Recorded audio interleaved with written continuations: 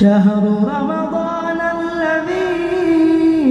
أنزل فيه القرآن. السلام عليكم ورحمة الله وبركاته. الحمد لله رب العالمين والعاقبة للمتقين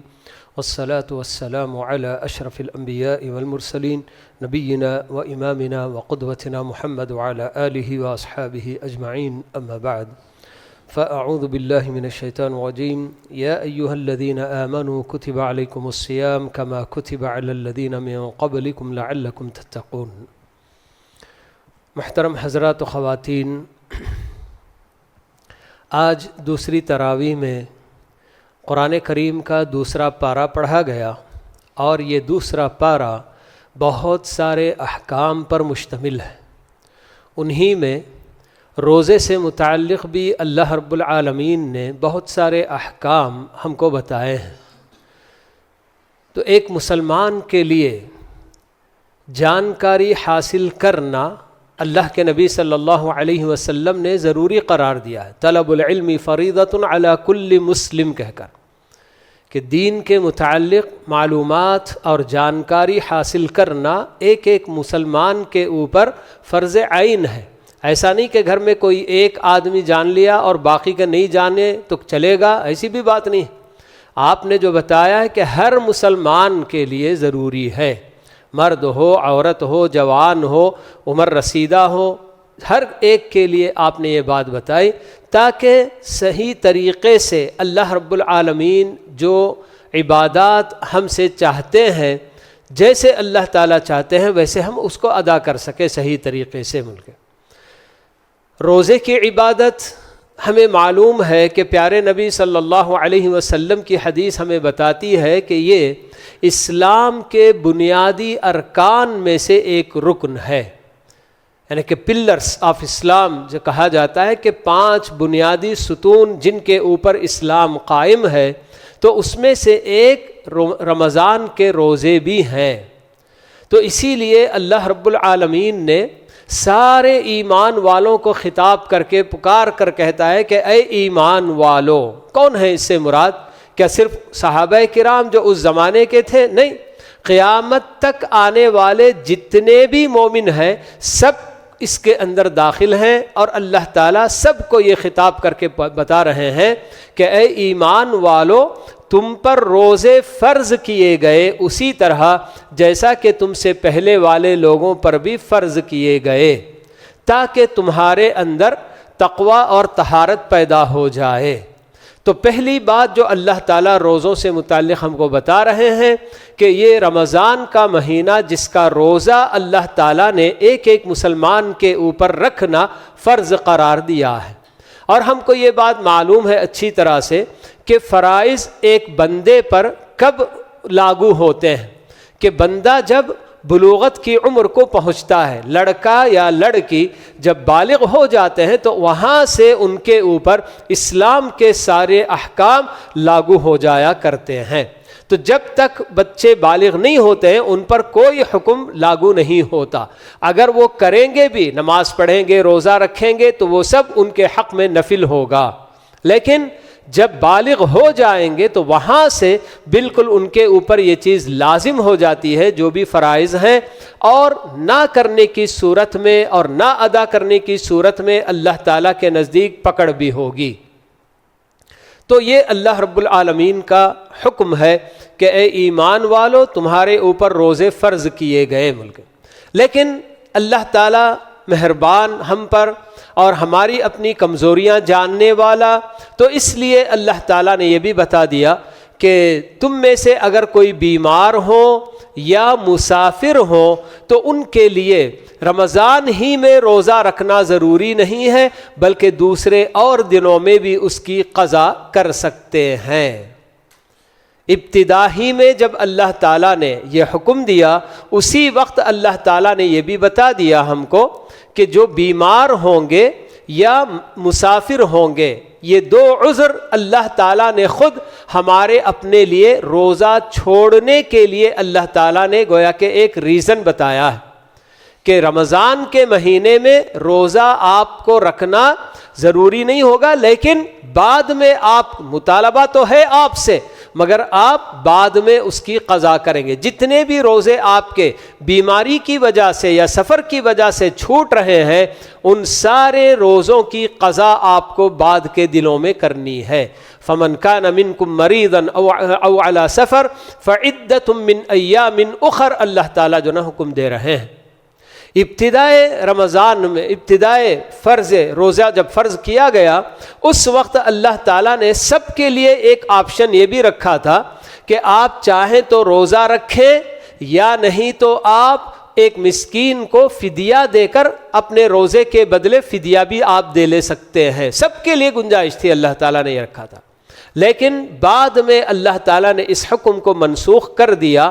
اور یہ حکم دے دیا کہ فمن شہد منکم الشہر فلیصم،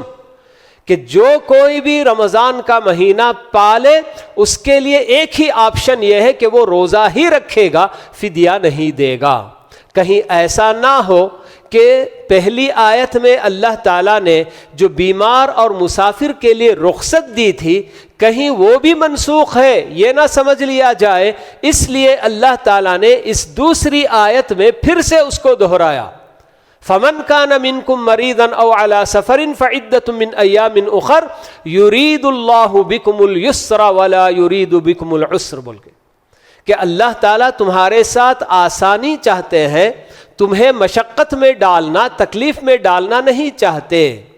تو اس لیے اللہ تعالیٰ کی طرف سے یہ گنجائش رکھی گئی، یہ رخصت دی گئی کہ بیمار جو ٹیمپروری بیمار ہوتے ہیں، اگر بیماری کی وجہ سے روزہ رکھنے میں دقت محسوس کرتے ہیں، تکلیف محسوس کرتے ہیں، تو روزہ رمضان میں چھوڑ کر بعد میں جب وہ بیماری ان کی ختم ہو جائے گی، رمضان کے بعد جب صحت یاب ہو جائیں گے تو ان کو روزہ رکھنا ہوگا۔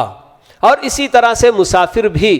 اگر اپنے سفر کے دوران روزہ رکھنے میں مشقت محسوس کرتے ہیں تو تب ان کے لیے گنجائش ہے کہ وہ روزہ چھوڑ سکتے ہیں۔ لیکن اگر کوئی مسافر سفر کی حالت میں بھی روزہ رکھ سکتا ہے، کوئی اس کو پریشانی نہیں ہوتی ہے، تو بالکل روزہ رکھ بھی سکتا ہے کہ اللہ کے نبی صلی اللہ علیہ وسلم کے زمانے میں ایسا بہت ہوا ہے کہ سفر میں آپ کے ساتھ صحابہ نکلتے ہیں، رمضان میں بھی تو کچھ لوگ روزہ رکھتے ہیں اور کچھ چھوڑتے بھی ہیں، اللہ کے نبی دونوں کو کچھ نہیں کہتے۔ تو رمضان کے روزے سفر کی حالت میں روزہ رکھنے کی استطاعت ہے، کوئی پریشانی نہیں ہوتی ہے، رکھ سکتا ہے۔ ضروری نہیں کہ مسافر ہو تو روزہ چھوڑنا ہی ہے، بعد میں ہی قضا کرنا، یہ کوئی ضروری نہیں ہے۔ تو بیمار کے لیے بھی بالکل اسی طرح کی بات ہوتی ہے کہ اگر وہ اپنی بیماری کے باوجود بھی روزہ رکھ سکتا ہے، رکھے، کوئی حرج کی بات نہیں ہے۔ تو جو بیمار ہوتے ہیں، مسافر تو خیر ایک وقتی طور پر مسافر ہوتا ہے اور پھر اس کے بعد مقیم ہو جاتا ہے، رمضان کے جتنے دن وہ سفر میں تھا، روزہ چھوٹ گئے اس کے، تو اس کو اچھی طرح سے ذہن میں رکھے کہ میں کتنے روزے میرے چھوٹے ہیں کہ بعد رمضان مجھے ان روزوں کی قضا کرنی ہے۔ اور جو بیمار ہوتے ہیں وہ اس میں سے کچھ وقتی بیمار ہوتے ہیں، بالکل ٹیمپروری، جن کو ہم کہتے ہیں کہ اچانک کچھ ایسی بیماری آ گئی کہ وہ روزہ وغیرہ رکھنے سے قاصر رہے، پھر اس کے بعد الحمدللہ صحت یاب ہو گئے ملک، تو ان کے لیے قضا ہی کرنا ہے لازماً۔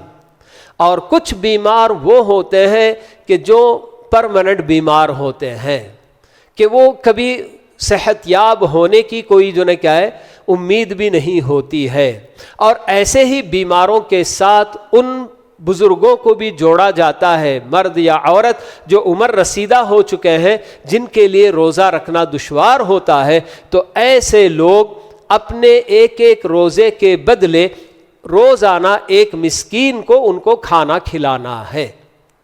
جس کو کہ اللہ تعالیٰ نے فدیہ کے نام سے ذکر کیا ہے قرآن مجید میں۔ ایک وقت کا ان کو کھلانا، ایک مسکین کو ایک روزے کے بدلے ایک وقت کا کھلا دینا ہے۔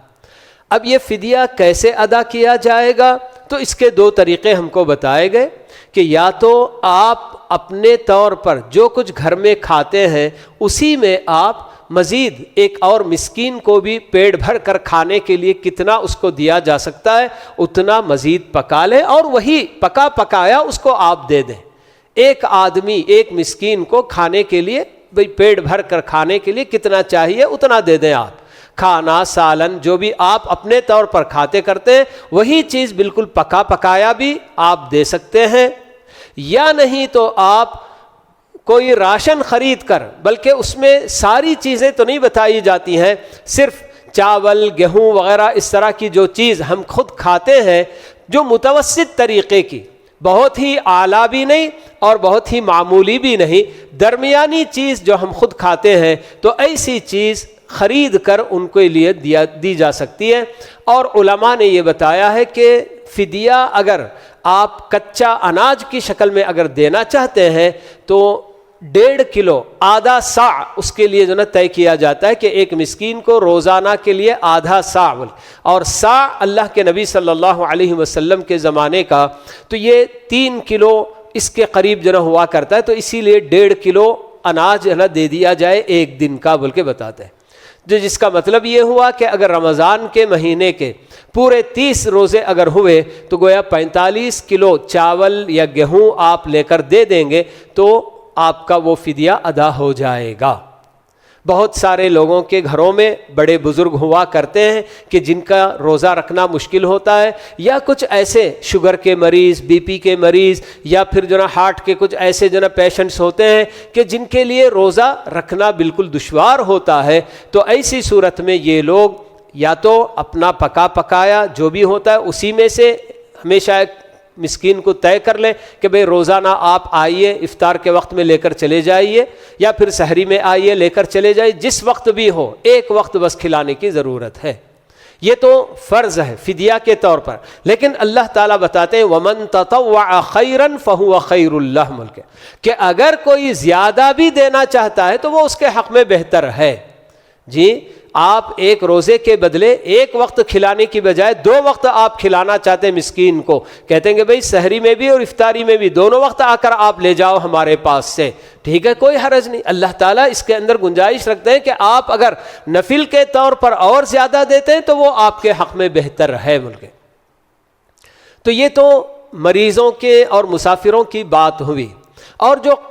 قضا کرنے کی بات آتی ہے تو اس کے اندر بھی اہل علم یہ بتاتے ہیں کہ جیسے رمضان کے روزے مسلسل رکھے جاتے ہیں، قضا میں بھی اگر اس کا اہتمام کیا جائے، کیونکہ وہ اللہ تعالیٰ کا قرض ہے جس کو چکانا ہی چکانا ہے، تو پیدر پہ اگر رکھ لیں تو یہ زیادہ بہتر ہے. لیکن اللہ تعالیٰ نے آئندہ آنے والے رمضان تک اس کی گنجائش چونکہ رکھی ہے، تو آدمی اگر تھوڑے تھوڑے الگ الگ کر کے بھی ایک روزہ آج رکھا، ایک ہفتے کے بعد ایک اور رکھا، اور ایک ہفتے کے بعد ایک رکھا، اس طرح سے بھی اگر رکھ لے تو کوئی حرج کی بات نہیں ہے کہتے ہیں. اب یہ جو مریض،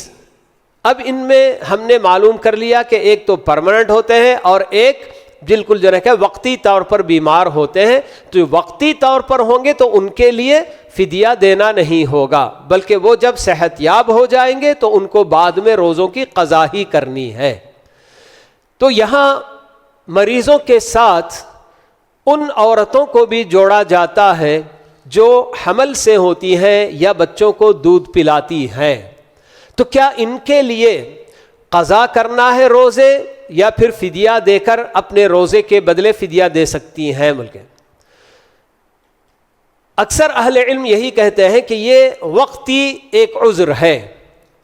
یعنی حاملہ ہونا یا پھر دودھ پلانے والی ہونا یہ کوئی پرماننٹ بیماری نہیں ہوتی ہے، بلکہ یہ بھی ایک ٹیمپروری ہی جو نا کیا ہے عذر ہوتا ہے.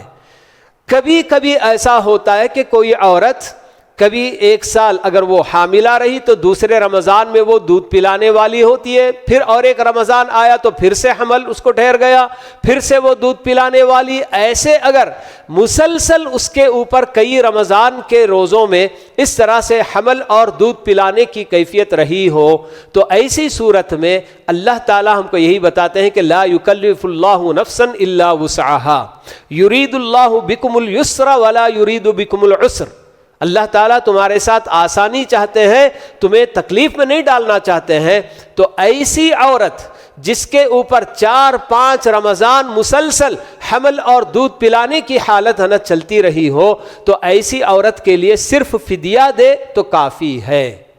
لیکن جو عورتیں وقتی طور پر حاملہ یا دودھ پلانے والی ہوتی ہیں اور آئندہ رمضان آنے تک ان کے لیے جو ہے کیا ہے وہ عذر ختم ہو جاتا ہے، تو پھر ایسی صورت میں ان کو روزہ ہی رکھنا ہوگا.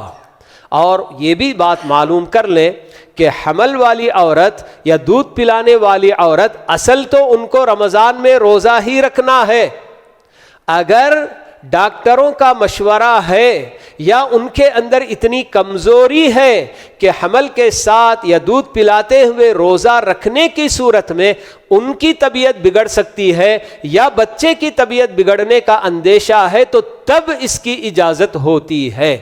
ورنہ اصل یہی کہ بہت ساری عورتیں جو ماشاءاللہ حمل کے باوجود اچھی خاصی صحت یاب ہوں اور روزہ رکھنے میں ان کو کوئی دقت نہیں ہوتی ہے، تو ان کو روزہ ہی رکھنا ہوگا. دودھ پلانے والی عورت کا بھی یہی معاملہ ہوگا کہ اگر دودھ پلاتے ہوئے بھی ان کی صحت پر روزہ رکھنے کی وجہ سے کوئی اثر نہیں پڑتا تو ان کو روزہ ہی رکھنا ہوگا. بالکل جو ہے کہ روزہ چھوڑ نہیں سکتی ہے رمضان میں. تو اسی طرح سے حیض و نفاس والی عورتوں کو بھی ان کے ان ایام مخصوص ایام میں روزہ چھوڑنا ضروری ہے اور بعد کے دنوں میں ان کو قضا ہی کرنا ہے. تو یہ اللہ تعالیٰ نے جن لوگوں کے لیے واقعی عذر ہوتا ہے تو ان لوگوں کے لیے اللہ تعالیٰ نے روزے کے بدلے جو دائمی مریض ہوتے ہیں ان کو فدیہ دینے کی اللہ تعالیٰ نے اجازت دی ہے، اور جو مسافر یا وقتی طور پر بیمار ہوتے ہیں تو ان کو بعد کے ایام میں یعنی کہ رمضان کے بعد اور ایک رمضان آنے سے پہلے بقیہ چھوٹے ہوئے روزوں کی قضا کرنے کی اللہ تعالیٰ نے ان کو حکم دیا ہوا ہے. اور اسی طرح سے ان آیات میں اللہ رب العالمین نے ہمارے لیے سحری وغیرہ کا بھی ذکر کیا ہے کہ روزہ کب شروع ہوتا ہے اور کب ختم ہوتا ہے، اس کا بھی اللہ تعالیٰ نے ان آیات میں ذکر کیا. فجر صادق کے طلوع ہونے کے ساتھ روزہ شروع ہو جائے گا اور غروب آفتاب تک برابر آدمی کو روزہ توڑنے والی جو بھی چیزیں ہیں ان تمام سے بچ کر رہنا ہوگا کہ یہاں تک اس کا روزہ چلے گا. ملک تو اسی آیت میں چونکہ ان آیات میں چونکہ اللہ تعالیٰ نے سحری وغیرہ کا بھی ذکر کیا ہے تو اسی لیے اللہ کے نبی صلی اللہ علیہ وسلم نے ہمیں بتایا کہ تسحروا فإن فی السحور برکہ، کہ لوگوں سحری کھایا کرو کیونکہ سحری کرنے میں کھانے میں برکت ہوتی ہے. سحری کھانے کا یہ بھی مطلب نہیں کہ خوب جم کے رکھ کر جو نا کھانا ہے. ملک معمولی کچھ بھی 2-4 کھجور بھی، یعنی وقت بہت ہی کم ہے، آخری وقت میں اٹھا اور ایسے وقت میں اگر 1-2 کھجور کھا کر پانی بھی 2-4 گھونٹ پی لیا تو تب بھی اس کی سحری انشاءاللہ ہو جائے گی.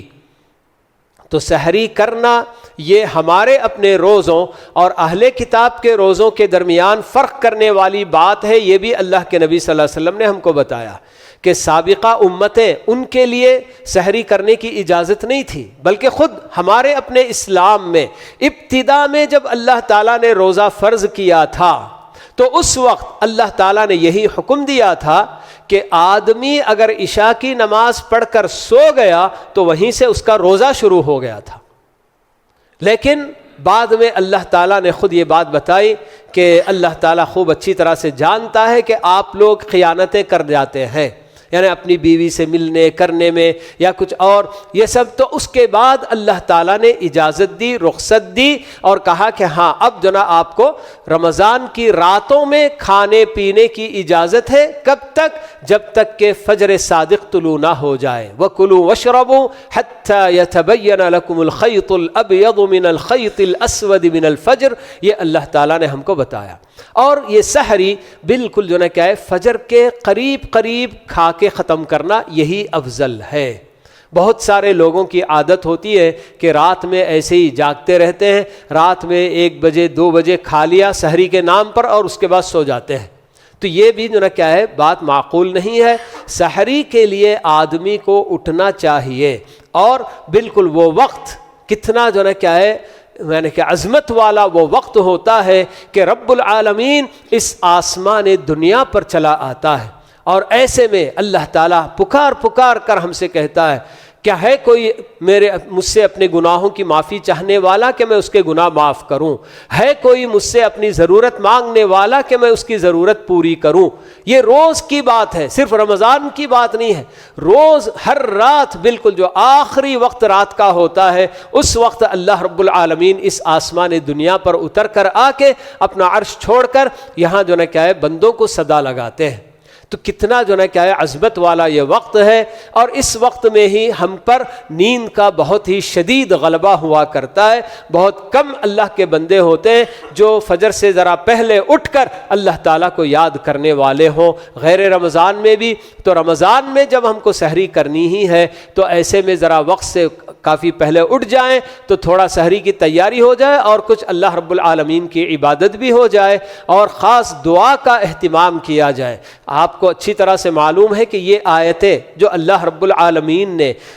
یعنی کہ روزے کے احکام جہاں بیان کیے ہیں، درمیان میں اللہ تعالیٰ نے دعا کا تذکرہ کیا ہے۔ وَإِذَا سَأَلَكَ عِبَادِي عَنِّي فَإِنِّي قَرِيبٌ أُجِيبُ دَعْوَةَ الدَّاعِ إِذَا دَعَانِ فَلْيَسْتَجِيبُوا لِي وَلْيُؤْمِنُوا بِي لَعَلَّهُمْ يَرْشُدُونَ۔ اللہ تعالیٰ جو ہے کہ دعا پر جنت اہمیت دے کر بات بتائی ہے،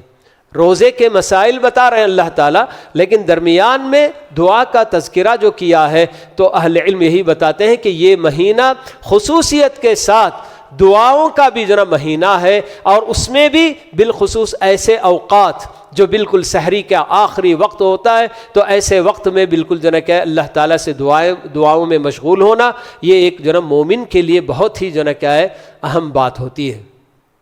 تو میں نے بتایا تھا آپ کو کہ سحری کے لیے اٹھنا کیونکہ اس کے اندر برکت ہوتی ہے آپ نے بتایا، اور بالکل جو ہے کیا ہے آخری وقت میں فجر سے ذرا پہلے، جیسے کہ صحابہ وغیرہ کے بارے میں آتا ہے کہ سحری کرنے کے لیے وقت کتنا ہوتا تھا ان کا 50 سے 60 آیتیں پڑھنے کے لیے جتنا وقت ہوتا اتنا ہی وقت، اس سے زیادہ وہ لوگ جنا وقت سحری میں لگاتے نہیں تھے، تو آخری وقت میں جنا سحری کر لیا کرتے تھے۔ لیکن افطاری کے لیے اللہ کے نبی صلی اللہ علیہ وسلم نے بتایا کہ وہ جلد سے جلد کرنا ہے، جیسے ہی سورج غروب ہونے کا یقین ہو گیا فوری طور پر افطاری کر لینی چاہیے۔ تو اللہ کے نبی نے بتایا کہ لوگ برابر خیر پر رہیں گے اس وقت تک جب تک کہ وہ افطاری کرنے میں جلدی کریں گے۔ احتیاط کے نام پر 5 منٹ 10 منٹ سورج غروب ہونے کے 5 منٹ کے بعد اور بھی نہیں احتیاط ہم چاہتے ہیں، نہیں، احتیاط ہی کرنا ہو تو اللہ اور اللہ کے رسول ہم کو پہلے ہی بتا دیتے۔ تو یہاں بالکل جو ہے کسی طرح کے احتیاط کی بات نہیں، فوراً جیسے ہی سورج غروب ہوا یقین ہو گیا کہ ہاں غروب ہو گیا تو فوراً افطاری کر لینی چاہیے۔ تو یہ سب جو ہے کیا ہے احکام ہیں جو اللہ رب العالمین نے قرآن مجید کے اندر ہم کو بتائے ہیں۔ تو اس میں ایک بات یہ بھی ہم جو ہے معلوم کر لیں کہ کبھی کبھی حیض و نفاس والی عورتیں اگر ان کو پاکی حاصل ہوتی ہے سحری کے وقت میں، بھلے سے وہ غسل نہ بھی کریں، پہلا کام ان کو سحری سے ہی کرنا چاہیے، کیونکہ ان کو جب یقین ہو گیا کہ ہاں اب یہ خون منقطع ہو گیا، بند ہو گیا، اب اس کے بعد نہیں آئے گا، گویا کہ وہ پاکی حاصل کرنے والی ہیں، تو ان کو سحری کر کے اپنا روزہ شروع کر لینا چاہیے۔ اذان کے بعد ہی صحیح، فجر کی اذان کے بعد بھی غسل کر کے وہ برابر اپنا روزہ شروع کر سکتی ہیں، ویسے ہی ان کا روزہ چلے گا۔ یہ نہیں کہ نہیں ابھی ناپاکی کی حالت تھی جب تک غسل نہیں کرتے پہلے غسل کریں گے بعد میں سحری کریں گے، نہیں، بالکل اسی طرح سے جو میاں بیوی اگر ان کی اپنی جو نا کیا ہے مباشرت ہوئی ہو تو ان کے لیے بھی یہی جو نا قانون ہے۔ اللہ کے نبی صلی اللہ علیہ وسلم نے کئی بار ایسے کیا ہے کہ آخری وقت میں آپ بیدار ہوتے اور پہلا کام سحری کرنے کا کرتے، پھر اس کے بعد اذان کے بعد آپ غسل کر کے روزہ آپ کا شروع ہو گیا اسی حالت میں، اور پھر اس کے بعد نماز پڑھانے کے لیے آپ اذان کے بعد غسل کر کے پھر مسجد جاتے تھے بلکہ سے۔ تو یہ جو نا کیا ہے ہم کو بات معلوم ہونی چاہیے کہ ہمارے اپنے روزے کا آغاز ناپاکی کی حالت میں بھی بالکل جائز ہو سکتا ہے۔ روزہ شروع کرنے کے لیے پاکی کی حالت ہی ہونا یہ کوئی ضروری نہیں ہے۔ تو اس طرح سے کچھ احکام جو ضروری تھے میں نے آپ لوگوں کے سامنے رکھے ہیں، اور اللہ تعالیٰ نے جو اہم اور بنیادی مقصد روزوں کی فرضیت کا بتایا، لعلکم تتقون، یہ اللہ تعالیٰ جانتے ہیں اچھی طرح سے کہ روزے کی عبادت ایسی ہے کہ جس کے اندر یہ تاثیر ہے، یہ صلاحیت ہے کہ اگر بندہ واقعی معنوں میں روزہ جیسے رکھنا چاہیے ویسے رکھے گا تو اس کے اندر یہ تقویٰ کی صفت ضرور پیدا ہوگی، کیونکہ روزہ صرف کھانا پینا چھوڑنے کا نام نہیں ہے۔ اللہ کے نبی صلی اللہ علیہ وسلم نے صاف صاف بتا دیا کہ من لم يدع قول الزور والعمل به فليس لله حاجة في ان يدع طعامه وشرابه، کہ جو بندہ روزہ رکھنے کے بعد بھی جھوٹ بولنا، جھوٹ پر عمل کرنا نہ چھوڑے تو اللہ تعالیٰ کو اس کے بھوکے پیاسے رہنے کی کوئی ضرورت نہیں۔ تو اصل مقصد ہمارے اپنے دلوں کی پاکیزگی ہے، جی تزکیہ، کہ جس کی بنیاد پر اللہ تعالیٰ نے کامیابی مرتب کی ہے۔ قد افلح من تزکا، اللہ تعالیٰ بتاتے ہیں۔ تو پاکی ہمارے اپنے دلوں کی، ہمارے اپنے باطن کی ہونی چاہیے کہ وہ اگر سدھر جائے تو پھر انشاءاللہ ہمارا سارا جسم سدھر جائے گا۔ اسی لیے اللہ کے نبی کی حدیث بار بار آپ لوگ سنے ہوں گے کہ آپ نے بتایا کہ لوگوں، ہمارے اپنے جسموں میں ایک ٹکڑا ہے گوشت کا، جی، کہ اگر وہ ٹکڑا سدھر گیا تو سارا جسم سدھر جائے گا، اگر وہ ٹکڑا بگڑ گیا تو سارا جسم بگڑ جائے گا۔ آپ نے بتایا کہ وہ ٹکڑا دل کہلاتا ہے۔ الا ان فی الجسد مضغہ اذا صلحت صلح الجسد کلہ واذا فسدت فسد الجسد کلہ الا وہی القلب، بول کے آپ نے بتایا۔ تو ہمارا اپنا دل، ہمارا اپنا نفس، اس کی پاکیزگی یہ جو نا سب سے اہم ہے، اور روزے کا بنیادی مقصد اللہ تعالیٰ نے یہی ہم کو بتایا ہے۔ تو اللہ تعالیٰ سے دعا ہے کہ اللہ تعالیٰ ہم سب کو اس کے دین کی جتنی بھی باتیں ہوتی ہیں صحیح طریقے سے جانکاری حاصل کر کے ان پر عمل پر پیرا ہونے کی اللہ تعالیٰ ہم سب کو توفیق نصیب فرمائے۔ کسی بھی طرح کی کوئی بھی بات جو سمجھ میں نہ آئے یا کسی میں شک ہو تو آدمی پہلے کر نہ لے، بلکہ پہلے معلوم کرے کہ بھئی مجھے یہ چیز ہے اور یہ جو ہے اس کے اندر شک ہو رہا ہے، کیا ہے، تو حقیقت پہلے معلوم کرے، پھر اس کے بعد عمل کی طرف آگے بڑھے۔ تو یہ ہمارا اپنا شیوا ہونا چاہیے۔ ایسا نہیں کہ پہلے میں کر لوں پھر اس کے بعد علماء کی طرف رجوع کروں کہ میں نے ایسا کر لیا کہ کیا اس کا حکم ہے بول کے۔ تو اللہ تعالی ہم سب کو جی خاص کر رمضان مبارک میں جی روزوں کے جو بھی مسائل ہوتے ہیں ان سب کی اچھی طرح سے جانکاری حاصل کر کے ان پر عمل پیرا ہونے کی اللہ تعالی ہم سب کو توفیق نصیب فرمائے۔ آمین۔ وآخر دعوانا ان الحمد للہ رب العالمین، وصلی اللہ وسلم علی نبینا محمد وعلی آلہ واصحابہ اجمعین۔